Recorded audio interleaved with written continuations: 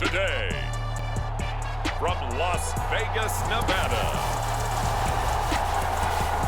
it's Week 7 of the NFL on EA Sports.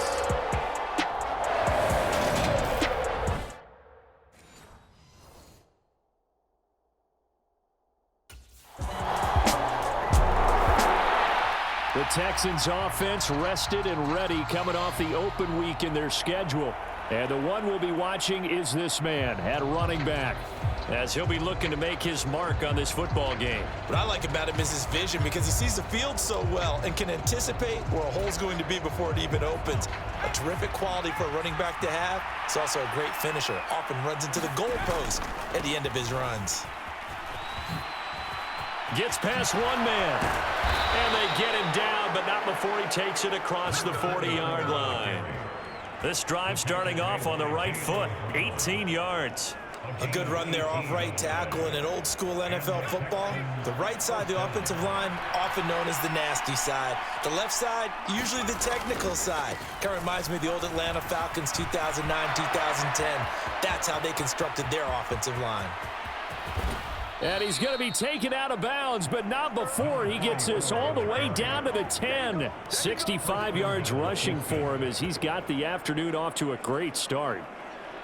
So they had him bottled up, able to make a man miss, and then boom, off to the races. And it's how he made him miss. A little bit of strength, too. Had to work through contact to get him off of him. And then once he did that... And he's in. Touchdown, Houston. A great play there, with touchdown number 20 on the year. And the Texans have answered that early field goal to take a first quarter lead.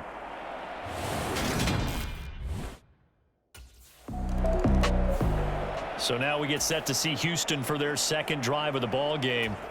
And you figure this should be a healthy, a focused unit, and they're working on a good winning streak. They had the week off last week. This is really a team, Charles, that should be in top 4. I would agree absolutely with that. What coaches worry about, what organizations worry about, though, is overconfidence. They've been playing so well, and now they've had that extra time off. And we've seen teams come back off the open week and come out flat. So what a lot of good coaches do is they kind of game plan for that with their teams. On defense, they may blitz more in the beginning to get them going. On offense, they may go more up-tempo. Anything to get them out of that lethargy right at the beginning. On first down, Manning runs over him. And he's got it past the 30 before he's hit and dropped. That good for 19 and a first down. One thing's for sure, this defense has to figure out how to stop the ground game. He's eating them up here in the first quarter. It looks like they have to go to different forces, aren't they? The conventional things aren't working too well. So I remember a coach of mine saying way back when a back's having a great game, you've got to get the ball out of his hands. See how far he can run without the ball. And what he meant was takeaways, knock it loose, because maybe you can't just stop him with just regular tackling. Line of scrimmage, the 31 now on 1st and 10. They'll keep it on the ground. It's Manning, trucks over him. And he slips up past the 45 before being tackled. Another good gain. That's now 35 yards combined on those last two plays. They'll run on first down. Manning. And this will be taken across midfield and into Raider territory. Gets a pickup of 4, and it'll bring up second down. After one, 7-3 the score on EA Sports.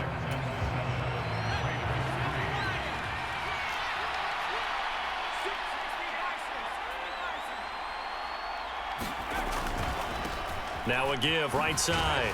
It's Manning.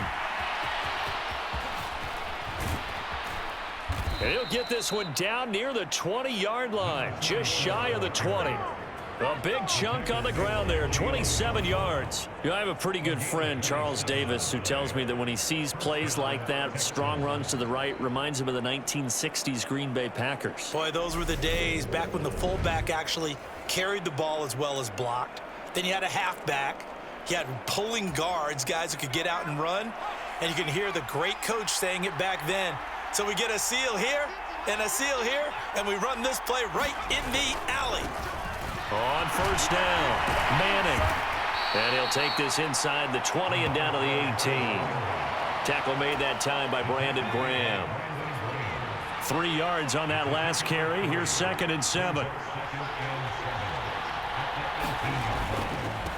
Up the middle they go.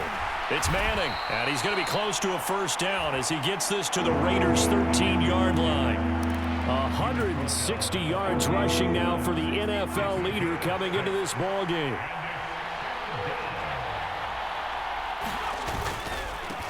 On 3rd down, Manning. And he'll take this one in for a Texans touchdown. A great effort there. His 16th rushing touchdown on the year. And the Texans go 98 yards and finish it off in the end zone. So his strong first half continues as he finds the end zone here for the 2nd time. And definitely good blocking at the point of attack. And you just have to love watching the way he can create space down near the goal line. And he's able to take it into the...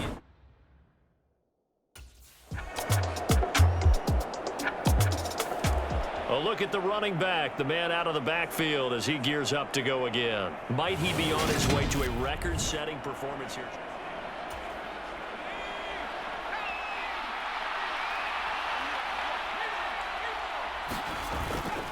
They'll start this drive out on the ground. 1:58 left to play till we hit halftime.